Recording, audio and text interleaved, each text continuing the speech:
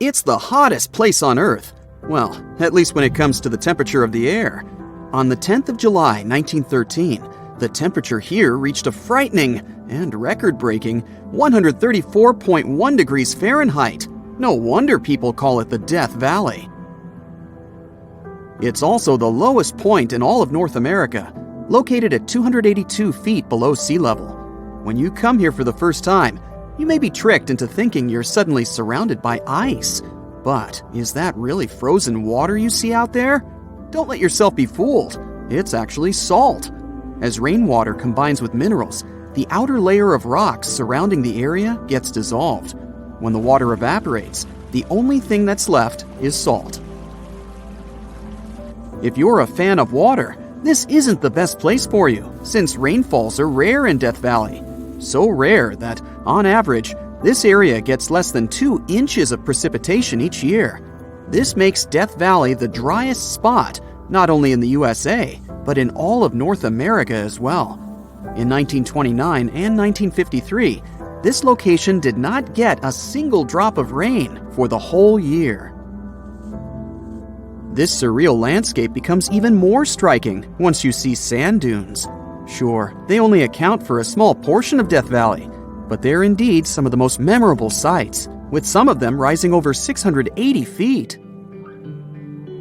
Should you ever get to the top of the sand dunes, you may be lucky enough to experience one of the strangest things in the desert, singing sand. But why does this happen? Is it actually the sand making that noise, or is something else to blame? The short answer is that we've yet to fully understand this phenomenon. One explanation could be that the sand that slides down the dunes produces this sound due to the friction between its grains. When you're listening to it, it resembles an airplane flying in the distance. This is one of the few places on Earth where the sand makes a noise so loud that you can actually hear it. Other places are the Namib Desert in Africa or the barking sands of Hawaii. If you think things can't possibly get any stranger in this surreal location, hear me out. Some of the rocks here seem to be moving on their own. Could it be because animals bump into them? I mean, the valley is home to the famous roadrunner. This little bird, which is less than 2 feet tall and has a weight of 1 pound, is one of the very few creatures living here. It's adapted its body temperature to survive the intense heat during the day. But the roadrunner may not be the culprit after all, since it's not nearly big enough to cause such consequences. Also, nothing seems to be pushing these rocks. The trail they leave behind is too prominent. Well, in that case, should we blame the winds? This explanation doesn't seem to fit either, since some of those rocks are so large that it's impossible for them to simply be blown away. I mean, they can weigh up to 700 pounds and still travel the distance of over 1,500 feet. In that case, maybe there's something in the composition of these rocks that helps them move whenever they want. Is there any special material that these rocks are made of? Scientists were just as disappointed as you are right now when they researched the theory. There's nothing unique about the composition of these rocks. They're just ordinary stones, mostly composed of dolomite and granite. They were previously a part of local cliffs and outcrops, and then just happened to fall off. Anyway, the rock movements have been intriguing researchers ever since their discovery back in the early 1900s. Even more curious is that, depending on the shape of the rocks, their trajectories seem to differ. While rocks with a rough-bottomed surface create straight tracks, smooth-bottomed ones appear to wander. Researchers have tried to figure out the multiple rock movements and how they form those trails in many different ways. For example, by observing the location with the help of video cameras. They also created a dedicated meteorological station on the site and even placed GPS tracking devices on some of these rocks. There's another question. Why do some of these rocks move together? Regardless of their shape and size, some of them appear to leave parallel tracks. It looks like they're just following the same direction, taking the same turns and curves while they move. I mean, these rocks don't just happen to be going to the same party, am I right? Only in 2014 did scientists manage to actually capture the movements of the rocks on tape. Until then, nobody had seen these rocks moving. People were just intrigued by the mystery of the marks left behind. With the help of time-lapse photography, which basically means taking photos of the same frame for some time and then playing them back like a movie, scientists finally discovered what was behind the movement of these rocks. So, did it really have anything to do with animals or the wind? Or was it some other mysterious force that was pushing the rocks across the empty landscape? Well, the answer isn't as simple as you'd imagine. It all comes down to a combination of rainfall, rapid changes in temperature, and a little bit of wind. To put it simply, when it rains in the valley, the place can sometimes freeze over, and the entire valley starts looking like a giant ice skating rink. Some of the rocks get stuck in the ice too. Once the temperature rises and the ice starts to melt, parts of that ice sheet begin to move slowly, dragging the rocks along. Hence the movement of the rocks and the traces they leave behind. Since the earth underneath the rocks becomes muddier due to the rain, it gets easier for the stones to move along with the ice sheet. Once the ice melts away, the water evaporates, leaving no indication of what actually happened. The traces left by the rocks solidify in the heat of the sun, making it look like the rocks have been moving on their own. What made it difficult for scientists to crack this mystery was the fact that the ice sheet that helps these rocks move is very, very thin. It needs to be large enough in terms of its overall surface, but thin enough to evaporate really quickly, leaving no sign that it was actually there. Anyway, despite the desert's name, there are a lot of creatures wandering around this location. Even fish. I know, fish in the desert, right? Well, surprisingly, there are 6 species of fish that can survive there, despite the salty waters and difficult conditions. One of these resilient species of fish is the devil's hole pupfish. It only lives there, in the water whose temperature can rise up to a staggering 93 degrees Fahrenheit. Because of the temperature and oxygen concentration, no other species of fish can make it. But it's not just fish. There's actually quite a variety of wildlife in the desert. It's home to more than 50 species of mammals and even several types of reptiles. You'll find here such animals as coyotes, kit foxes, bobcats, and mountain lions. Among smaller species, you'll be able to spot rabbits, squirrels, bats, tortoises, rats, and mice. Some of the animals living here needed to adapt to the harsh conditions and came up with really creative solutions. Like the jackrabbit, for example. It uses its oversized ears to help it stay cool during the intense summer heat. Kangaroo rats also have a unique trick up their sleeve. They can survive with almost no water at all. How? They can get all the necessary water from the food they eat.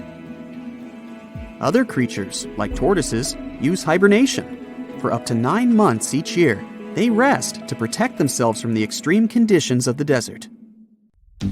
Alright, so let's start our journey with one of the most famous and scary vanished villages. It's located in India, the district of Rajasthan. This is Kuldara village. Unlike other abandoned places, this one is difficult to get to because the locals won't want to take you there. People are afraid of this place and try to avoid it. You can't get a taxi and drop off near this spot. The driver will tell you where to go. You won't find any traces of civilization nearby. The village is located in a hot desert area, but when you get close to it, you'll feel an unpleasant chill down your back. You won't find any vegetation because of the heat. There are only ruins of buildings and sand-covered roads. It seems as if you're walking through the excavations of an ancient city. But Kuldara is not so old. It only vanished in 1825. Before this time, the village had been thriving. It was almost a town consisting of many small settlements united into communities. Residents were busy with agriculture there. Plus, they went mining and extracted valuable gypsum rocks and minerals. But suddenly, everything changed overnight. For some unknown reason, people abandoned their homes and ran away. No one knows why, and no one has ever seen the residents again. Locals living in the nearest areas are sure that this place is cursed, so they never come close to it. They think this is the center of power from the other world. Some people feel sick here, others claim to see phantoms, and still others experience irrational fear. But tourists like to go there. The simplest and least scary vision says that people left the village because of the lack of water. Still, this version seems weird. If there had been a lack of water, people would have planned the change of location instead of running away in a hurry. The second version is way more mystical. There's a legend that one cruel ruler collected large taxes from this community. He fell in love with the daughter of the Caldera chief and threatened that he would collect higher taxes if the girl refused to marry him. He gave her 1 day to make a decision. None of the residents agreed with such a requirement. As a sign of solidarity, they decided to leave the village. Those who don't believe in all these rumors can spend a night in a tent there. Chances are you'll hear someone screaming or feel someone walking and knocking on your tent. Nah, just kidding. Our next village is in the U.S., in the state of Pennsylvania. More precisely, it's not even a village, but a borough called Centralia. This place looks totally lifeless. Burnt trees, dried grass, empty buildings. Almost all the roads here have huge cracks. People sprinkle them with gravel to decrease the amount of thick smoke that's pouring from the ground all the time. This abandoned place has been burning for more than 50 years. No wonder this place reminds of something. The authors of the horror game Silent Hill got inspiration from this town. Centralia was a mining town with shops, cafes, libraries, and happy residents. People worked in the mines to get anthracite coal. They used one of the underground tunnels as a landfill for garbage. And then, in 1962, according to the popular version, they decided to get rid of garbage by burning it. The plan failed. As soon as the garbage caught fire, it spread throughout the mine. Then, all mining work in the town stopped because of the increased level of carbon dioxide. Residents didn't manage to extinguish the fire, and it started to spread underground throughout the whole city. Roads began to heat up. The soil became poisonous. Thick smoke slowly filled the streets. People were evacuated from this place. By 1992, Centralia was completely abandoned. The town looks ominous, and some people believe it's not just because of the fire. They believe not all people managed to evacuate, and their phantoms are still walking through the burning streets, waiting for someone to finally put an end to this eternal fire.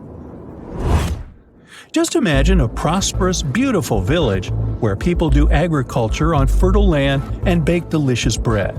And then, bang! Everything disappears. There were only traces on the ground and a couple of bricks left from beautiful stone houses, mills, and chapels. Huge fertile fields became abandoned, and no one knows why. Well, welcome to the English village of Gainsthorpe in Lincolnshire, or rather what's left of it. From above, you'll see earthen ramparts on the grassy field, the outlines of roads, sunken hollows, and barely distinguishable contours of the walls of houses and barns.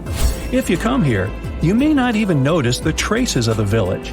It's just an unusual green field. But in the 17th century, life was thriving here. Let's try to solve this mystery. The first mention of this place dates back to 1086. I wasn't around then. Since that time, it was prospering. There were about 19 fertile fields, a chapel, a mill, a bridge, and a manor house where the lords lived. In total, there were about 25 buildings. From the records dating to the 16th century, you can find that quarries appeared in the village. That is, this place not only got wealthy, but also kept pace with progress. Then, by 1616, the village had become completely abandoned. Scientists are still looking for an answer to this question. Some believe that something terrible and mystical happened to the village. One of the main hypotheses explaining what happened is the plague. Another version is that Gainsthorpe still couldn't catch up with progress. In the 17th century, there was a transition from rural to urban life. Industrialization had begun. Many young people left their native villages to search for a better life. Some believe that groups of robbers and thieves settled in the village. They turned Gainsthorpe into their base and eventually plundered it all. The exact reason is still unknown, but the good news is that, theoretically, the village can be returned. Specialists can reconstruct the ruins and recreate agriculture. The hardest part, though, is to find funding. A similar fate befell the small village of Achill Island in Ireland. About 40 simple houses made of clay and straw were located along the valley washed by Keem Bay. And it was just a fantastic place to live. Coast, mountains, crystal clear water, and rich soil. The village was founded in 1838. Now, there are several mounds of ground and small pieces of walls left of it. Locals living in neighboring settlements don't remember this village. Or maybe they know something, but don't want to say anything to anybody. Only travel writers described it in their diaries as a place of serene beauty. Now, many towns nearby still exist, but why did this one disappear? An inexplicable phenomenon that sweeps entire villages off the face of the earth? An unknown, mystical, scary force? If there is nothing fantastic about this village's disappearance, then why don't people build any new houses here? Perhaps they're afraid of something. So, the local archaeological school students decided to find the answer to this question. They started excavating the village in search of clues. They found out that some kind of trouble happened to this place in the middle of the 19th century, but it's not known exactly what. At that time, a terrible period of famine came. Perhaps people simply left their homeland to find food elsewhere. Anyway, work on excavation continues, and the students intend to uncover the truth. In the 20th century, more and more villages became abandoned all over the world. The main reason is the relocation of residents. Young people don't want to live away from the modern world, but older adults can't leave their native place, so they stay there as the last residents, and then, several years later, when they have bought the farm, so to speak, villages get abandoned. Another problem is access to medicine. In some places, people have to drive tens and hundreds of miles to the nearest doctor. But many villages are still thriving. Some towns receive more funding and have developed agricultural businesses. Besides, not everyone likes city life. Often city administrations specifically distribute free land to people in rural areas so that they can build houses there. AI can drive a car, design trendy clothes, give you emotional support, and it looks like it can also help us find answers to centuries-long mysteries. Researchers from Yamagata University Institute of Nazca and IBM Japan used a deep learning AI model to find new Nazca lines. Those are distinct white lines on the rusty red background that you can see from a plane while flying over the deserts of southern Peru. Scientists have tried to decipher the meaning of the Nazca lines ever since they were first discovered in the 1920s. There are straight lines, rectangles, triangles, and swirls. There are also some giant drawings. You can see a monkey, a whale, a condor, a hummingbird.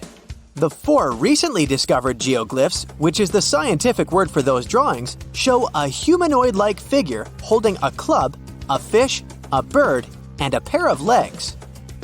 What is the hidden symbolism of all that? And why did the Nazca people decide to draw a humanoid in the desert? And did they even know who humanoids were? Let's dig into history to find some answers. The representatives of the ancient Nazca culture created their famous lines more than 2,000 years ago. The geoglyphs have stood the test of time thanks to a dry climate and strong winds in the desert. Scientists found that to form the lines, the Nazca people scraped off the top layer of pebbles, revealing the contrasting soil beneath. The soil's color varies from reddish-brown to yellowish-gray. It makes it look like the lines are constantly changing appearance. It looks like the creators first made small-scale models and then enlarged them to create the full-scale designs we see today. In total, there are more than 800 straight lines, around 300 geometric figures, and 70 animals and plant designs. You can find the first mention of the lines in the 16th century Chronicle of Peru, where they were first described as trail markers in the desert. Since you can't really study the lines and their symbolism from the ground, those geoglyphs only became world famous only in the 1930s. It was the start of the era of commercial planes. so more and more people could witness the lines from their window seats and spread the word. During his research a decade later, Professor Paul Kosuk noticed that one of the lines aligned with the setting sun on the day after the winter solstice, which is the shortest day of the year. He supposed that the lines had some astronomical significance. German researcher Maria Reiche, who got the nickname the Lady of the Lines, supported the theory that the geoglyphs served as a calendar and some sort of astronomical purposes. She spent 40 years studying the lines and literally swept them inch by inch. She also moved into a small house close to the lines to protect them from unwanted visitors. And that's how the Nazca Lines mystery was solved. Just kidding. In the 1970s, American researchers began to question astronomical theory. In a region like Nazca, one of the driest places on Earth with only around 20 minutes of rain per year, water is a real treasure. So the straight lines and trapezoids could have something to do with it. They could have been an ancient version of Google Maps, pointing at locations for rituals that the local people organized to get some water and help their crops grow. The images of animals in the Andes region are also related to water. Spiders are thought to be a sign of rain. Hummingbirds symbolize fertility, and monkeys living in the Amazon mean an abundance of water. That could explain the choice of symbols in the desert, but there's no strong proof to support this theory. So the work on explaining the meaning of those mysterious geoglyphs is going on. In the 21st century, the Nazca Lines have become the research ground for archaeologists from Yamagata University. Masato Sakai, a professor of archaeology, together with others on the team, are using high-resolution aerial photography and drones to discover and catalog the lines. They found images of humans, camelids, birds, orca whales, cats, and snakes, most likely created between 100 before current era and 300 current era. Some of the images are around 10 to 20 feet long, and that's why they were pretty tricky to notice. The largest geoglyphs are 1,200 feet across, which is about the height of the Empire State Building. The researchers believe the Nazca Lines were a form of communication in the desert for their creators. The linear ones pointed the direction from valley to valley. The ones drawn on slopes seem to have been drawn along ancient pathways between settlements. Professor Sakai explains that discovering new lines is tricky. Some of them are so poorly preserved that it's hard to spot them in aerial photos. There are also irrigation systems and roads all across the Nazca region, and it complicates the task. And that's where AI comes in handy. The team showed it pictures of previously explored Nazca Lines so it could learn what to look for.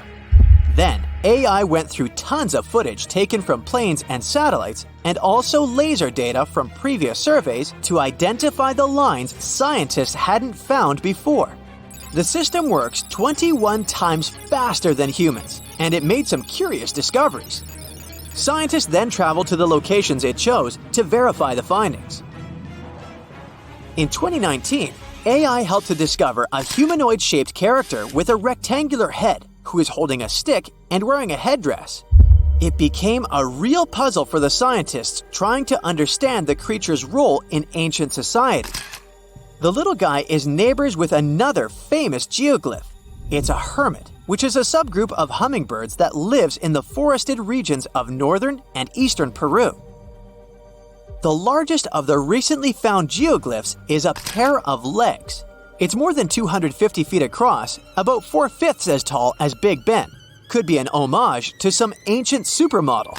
The fish and the bird are around 4 times smaller. Why they are where they are is still a mystery. Listing new geoglyphs isn't the only way AI is helping scientists. It's doing a lot of good for astronomy. It analyzes vast amounts of astronomical data and uses its algorithms to identify patterns, classify celestial objects, and even predict new events. For example, AI models have been developed to detect and categorize galaxies, search for exoplanets, and identify rare cosmic phenomena. It also helped analyze data obtained by the Kepler mission to discover new Earth-sized planets circling other stars. AI is also transforming the field of chemistry. Machine learning algorithms can predict chemical reactions, discover new compounds, and optimize chemical processes. All of this helps scientists save a lot of time and resources in the labs. If you've ever written a thesis, you know that analyzing vast chunks of information can take forever. Now imagine you need to analyze the archives of the British Library's national newspaper. It's piles and piles of history. So, researchers are teaming up with the curators to develop special software that can analyze the vast amounts of data extracted from these collections. Computational linguists and historians will be able to delve deep into the past and get some insights into changes in society and culture. They'll focus on key periods and track how advancements in technology shaped various aspects of society. AI even helps in the conservation of seals. It's really expensive and challenging to monitor certain species of those cutie pies living in the sea ice zone. Using high-resolution satellites, researchers can now identify the seals in photos, which already helps. But manually counting seals across huge areas of ice is like putting together a jigsaw puzzle of a blue sky consisting of 1,000,000 pieces. It takes a lot of patience, and different analysts come up with different results. Machine learning algorithms can be trained to recognize and distinguish seals in satellite imagery and count them automatically. Researchers can then use this accurate data to monitor seal populations over time and study their behavior and habitat more effectively. Picture a ghost town, abandoned buildings covered in graffiti, rusting remains of cars, cracks in the roads. And now add to that a thick blanket of black smoke coming from under the ground. And the ground itself is hot to the touch. You're entering Centralia, Pennsylvania. Centralia used to be a lively place during the 1800s and up to the 1960s. Its rich coal mines attracted a lot of people to work and live there. But in 1962, one of those mines accidentally caught fire, which started to spread underground. Coal is a slowly burning fuel, so the citizens continued to live peacefully for almost another 2 decades until the fire began to undermine the town. One of the worst accidents was when a giant sinkhole appeared out of nowhere in the backyard of a house in Centralia. Luckily, no one was hurt, but after that, people started leaving the place. In the following 30 years, almost everyone moved out, though not all. As of 2020, 5 people still live there. But other than that, Centralia is by all means a ghost town, and crumbling abandoned buildings and cracked roads are just a minor part of it. The most disturbing thing about this place is the smoke billowing from under the ground through cracks. The fires down below are still raging, heating up the surface and slowly destroying the remains of the town. In fact, this was what inspired the famous fictional town of Silent Hill. The blaze is estimated to last for another 250 years, and by that time, there will be nothing but scorched wasteland in the area. If you're afraid of bugs, then this place will probably be your worst nightmare. The Gomantong Caves in Malaysia could be one of the most picturesque places in the world, if not for their dwellers. First off, there are bats. Over 2 million of these animals live in the vast expanses of the caves. They're easily scared, but I guess you don't want that. Millions of winged horrors flying at you in a panic aren't to be taken lightly. Secondly, there are cockroaches. And while the number of bats is more or less determined, the roaches swarming the floors and walls of the caves are unaccountable. There are so many of them that you won't be able to make a single step without a dozen of these creepers crawling up your legs. And finally, if you manage not to scream from the cockroaches and wake up hordes of bats, you might be rewarded with other wonderful dwellers of the caves. Those include snakes, scorpions, and giant venomous centipedes. Charming. Still, the caves are open to the public, and there are lots of people who visit this place. Right in the middle of nowhere in the empty wastelands of the Karakum Desert in Central Asia, there's a great hole in the ground that burns forever. It's called the Darvaza Gas Crater, and it's an actual pit, broad and deep, that has been ablaze for over half a century now. The locals call it the gate to the underworld, and the view is indeed frightening. There is no way to extinguish the flames, and scientists believe the crater will keep burning for centuries on end. The pit apparently appeared in 1971 when a group of engineers scouted the area and thought they stumbled upon an oil deposit. It turned out to be a natural gas pocket though, and when the drilling rig started working on the site, the ground collapsed. The engineers were afraid that the poisonous gas might put nearby towns in danger, so they thought it best to set it on fire and let it burn out in a few weeks. But as we can see, the blaze is still going strong. The crater has since become a popular tourist attraction, but despite that, it still poses some danger, so efforts are being made to finally extinguish the gates of the underworld. Imagine seeing an insanely venomous snake right next to your foot. Terrifying enough, huh? And now, multiply that experience by a couple thousand times, when no matter where you try to run, there are similar snakes all around. That's Snake Island for you, and the name couldn't describe it better. The island is located not far from the coast of Brazil and is home to thousands of golden lancehead vipers. About 11,000 years ago, the sea levels rose and separated the island from the mainland, and lots of lancehead vipers became trapped on it.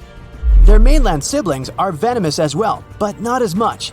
The golden variety had to evolve to survive, and oh, they did. Since there's not so many land animals for the vipers to hunt, they adapted to hunting birds instead. And for their venom to be effective, it had to be instant.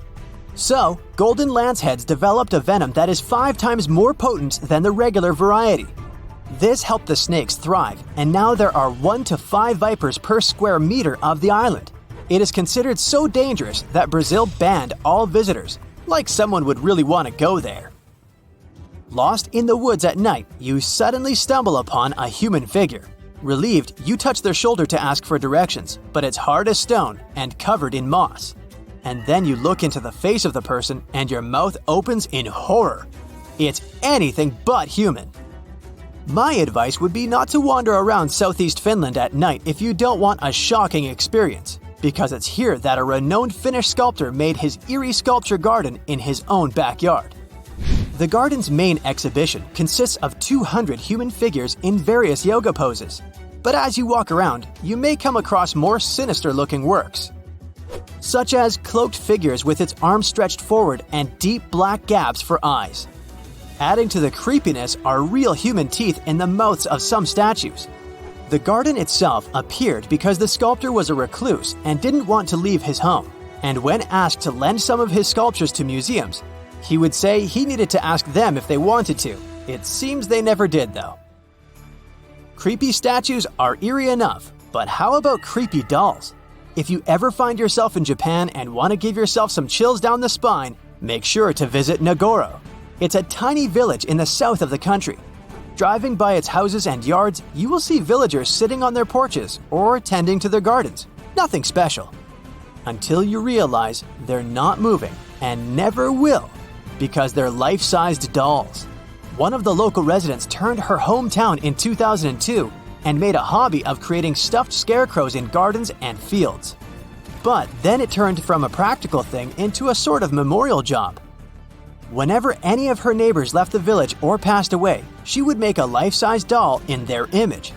She made them as she remembered them best, so all her dolls are doing something normal people would. They're sitting, standing, lying on the ground, and there are even full classrooms of dolls in the local school.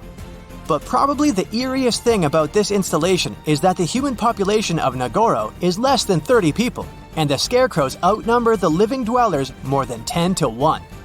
There are over 350 dolls in the village now. As their maker remembers, there were around 300 people living in Nagoro when she was a child, and now, for 20 years, she has been commemorating all of them. About 3,000 visitors come to Nagoro every year, and many of them return in the following years as well. The village is pretty hard to reach because it's located on one of the less traveled islands of Japan, and the nearest train station is an hour away. But that doesn't stop the tourists who want to see the wonderfully creepy scarecrows with their own eyes. You hear the word Paris, and a picture of the Eiffel Tower comes straight into your mind, or croissants. Or maybe you imagine going on a romantic stroll in the city of love, or croissants. But not many know that right below the bustling city of Paris, there is a series of underground passages, the catacombs. They're home to the remains of more than 6 million people. Whoa! But it wasn't always like that. Paris used to be a vast swamp. It was because most of the city was submerged in water at one time. Due to this, once the areas rose to the surface, the ground became rich in minerals, the most important being limestone. To extract it and use it to develop Paris, underground mines were dug up somewhere around the 14th century. They were dug horizontally to prevent collapse and to deal with the weight of the ceiling. Most of these mines were set up on the right side of the River Seine. Soon, Paris started expanding beyond its old city walls. Here's where it got tricky. The city started building on top of the land where they had dug all those tunnels. This caused some big problems, like the ground collapsing. In 1774, one of the roads in the suburbs collapsed about 100 feet into the ground. Due to rising safety concerns, officials decided to abandon the mines. The quarries were checked, and the tunnels were renovated to avoid future disasters. The bones ended up in the tunnels because of another major problem Paris faced a few years later. The growing population of the city caused an increase in the number of bodies. Cemeteries became overcrowded, and the city was actually so bad that at one point, bodies could not be taken care of properly. They started to rot and spread harmful bacteria. So, those who were in charge of Paris got an idea. They picked a new spot that was like a secret hideout for bones, one of the old mines. The process of moving the bones from cemeteries to the tunnel started in the late 1780s. They began with the biggest cemetery in Paris, the Saint-Innocent Cemetery. They didn't want to scare people, so they moved the bones at night. The remains went into two big holes in the ground and then got stacked in the tunnels by the quarry workers. They continued moving the bones until Paris developed into a city in the 1860s. The official name given to the collection of mines turned cemetery was the Paris Municipal Ossuary. But this name never became popular, and the tunnels instead became known as the catacombs. While the bones were still being added to the collection, the officials saw fit to open the place for public viewing in the year 1809. Tourists had to make a prior appointment and sign a guest book. As time passed, famous people started visiting, including the future King Charles X, Austrian Emperor Francis I, and Napoleon III. Of course, the rules for visiting have been changing over time, but now the catacombs, also known as the Ossuary of Denfert-Rochereau, have become a famous tourist spot. Around 5 million people come to explore it every year. What drives them? Well, in addition to the creepy but rich history, the catacombs are also considered one of the most haunted places on Earth, and there are several unsolved mysteries surrounding them. Some years back, a camcorder was discovered in the catacombs with a bit of footage. ABC Family showed the video in their documentary. In the clip, you can see a man very deep inside the catacombs, exploring alone. The video is from his point of view, and he sees something strange. He runs away terrified and eventually drops his camera. What happened to this man is still unknown. He was never found or identified. There are also reports of people getting lost in the catacombs, the most famous being a doorkeeper who got lost in 1793. His body was found 11 years later near an exit. How he passed away remains a mystery. There are also some not-so-eerie but equally strange mysteries surrounding the catacombs. There are people who like exploring the tunnels on their own. They're known as cataphiles. These people go into the quarries that have been abandoned to the public and long forgotten. Some explorers discovered secret water pools in the abandoned areas, and people would go to take a dip there. In 2004, police patrolling an unexplored area came across a 5,300 square foot cavern with a movie theater. There was a screen, projection equipment, some classic movies, and even chairs. There was also a restaurant-like setting nearby, 3 telephone lines, and, electricity, which hinted that a group of people had been living there or regularly visiting. But when the police came back 3 days later with experts to find the source of the electricity, they found that the wire had been cut off. Only a note was left behind: "Do not try to find us." Such enthusiasts existed in the past, too. Once, a Parisian farmer did the same and came across button mushrooms growing in the catacombs. He saw an opportunity to make easy money, and he actually created mushroom farms in the tunnels. He even got official permission for it. By 1950, 100 farmers had been working inside growing mushrooms. There's also a scary legend about the catacombs that some people believe in. According to it, at midnight, unexplainable voices can be heard in the catacombs. They try to convince people to go further inside the catacombs until they can't find their way out. There's no strong evidence whether this story is true or not, but thinking about it is still scary. Due to safety issues, today only a small part of the catacombs can be legally toured by the public, less than 2 miles, while the catacombs go on for 200 miles. And still, the tour is an hour long, and it perfectly captures what's worth seeing. Solo traveling is extremely dangerous, as there is the possibility of getting lost. No thanks. In 2017, 2 teenagers entered the system through a secret passage. They were found 3 days later and had to be treated for hypothermia. The tunnels, damp and old, have an average temperature of 59 degrees Fahrenheit. Keep in mind that the entrance alone is uncomfortable enough to turn some people away. To get inside, you have to go down a winding staircase that takes you a little more than 65 feet below the surface. In the beginning, you find yourself in a well-lit room filled with interesting information and displays. But as you move forward, the place gets eerily silent. You pass through a creepy entrance that boldly declares this in French, which when translated English is something like, "Stop, this is the Empire of Doom." It's not exactly a warm welcome, and that's because the Paris catacombs are known for their haunted reputation. As you move deeper, the sounds of the world above fade away, and soon you are surrounded by the silence of the earth below. The bones themselves are placed strategically, almost in artistic patterns. This was the idea of a man who was once in charge of the place. He turned the bones into a kind of underground museum with cool structures like columns, plaques, altars, and even some weirdly shaped forms that some people consider art. Popular all year round, the catacombs become particularly loaded around Halloween. People organize special parties or events near the place too. But the most bizarre thing was offered by the catacombs themselves through Airbnb. The famous rental service allowed 2 guests to sleep in the catacombs. They were offered a bed for Halloween night and breakfast. Upon checking in, they were told tales and the history of the catacombs. This way, they went to bed fully aware of the fact that they were sleeping among the remains of 6 million people. Yes, it remains to be seen. If you've ever been to Yellowstone National Park, you were probably mesmerized by its geysers, which spew superheated water and steam high into the air. But an even more intriguing thing actually hides underground.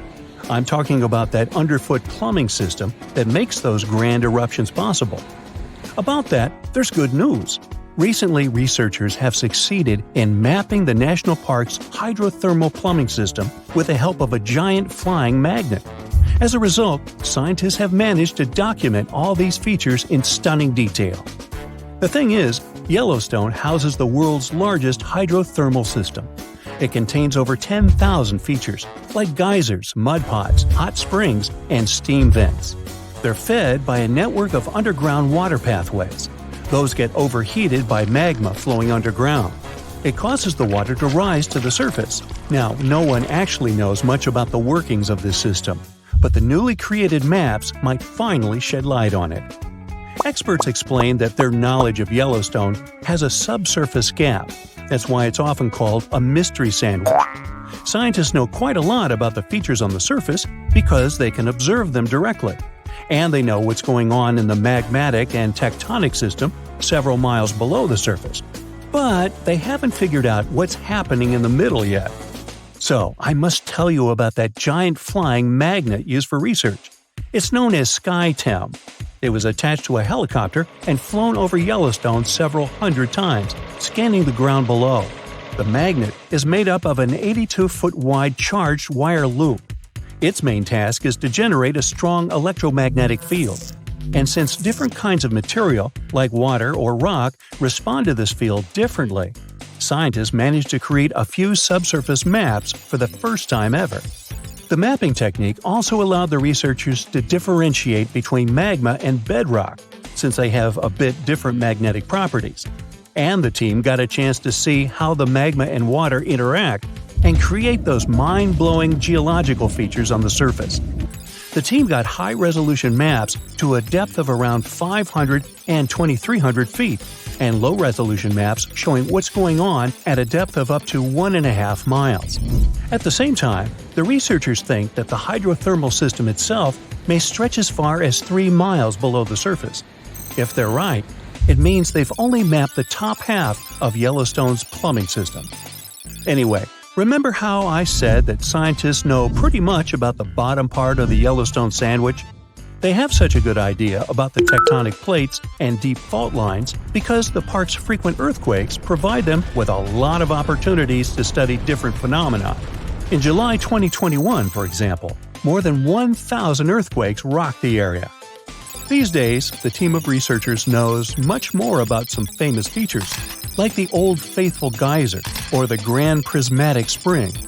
They've also found out that individual hydrothermal features on the surface can actually be connected to others, which can be as far as 6 miles away from them. Another interesting discovery is that even though Yellowstone geysers and hot springs vary in size, shape, color, volatility, and chemical composition, they are mostly fed by very similar underground sources. That means that the difference between the features appears closer to the surface. Now, I'm sure you've seen the iconic image of Yellowstone with a large rainbow-colored spring, fiery orange at its edges. So what makes these hot springs so colorful? Surprisingly, these awesome hues come from microscopic creatures. The temperatures in the springs are so high they can easily and quickly cook you. Plus, the water there is super acidic, like the liquid in a car battery.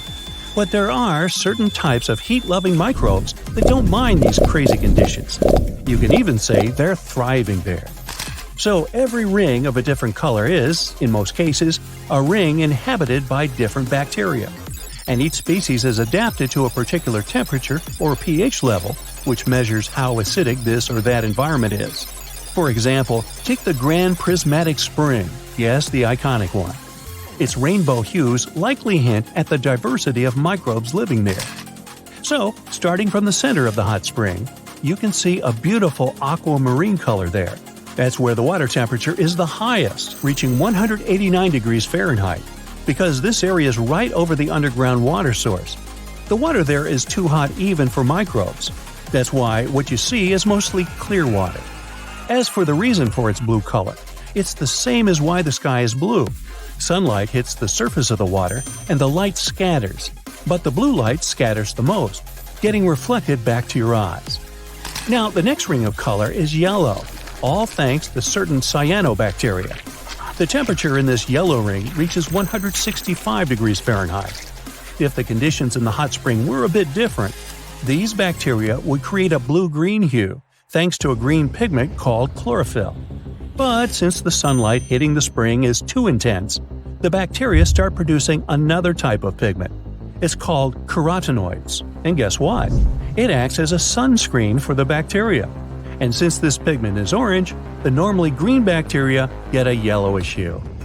And finally, we've got that bright orange color closer to the edges of the prismatic spring. It's a bit cooler there, around 149 degrees Fahrenheit. In this part of the spring, you can find several types of bacteria. They all produce substances that give the spring this bright orange color. And finally, right at the edges of the spring, the temperature is cooler, around 131 degrees, and a greater variety of microbes can survive there. All of them combined give the edges of the spring that red-brown hue. But scientists believe that people and their activity may have influenced the colors of Yellowstone's hydrothermal features. For example, in the past, the temperatures in the Morning Glory pool used to be much higher than they are today. That's why its color was a deep blue. But trash has started to accumulate in the pool, and some of it clogged the vent. This caused the temperatures to drop, which led to microbial growth.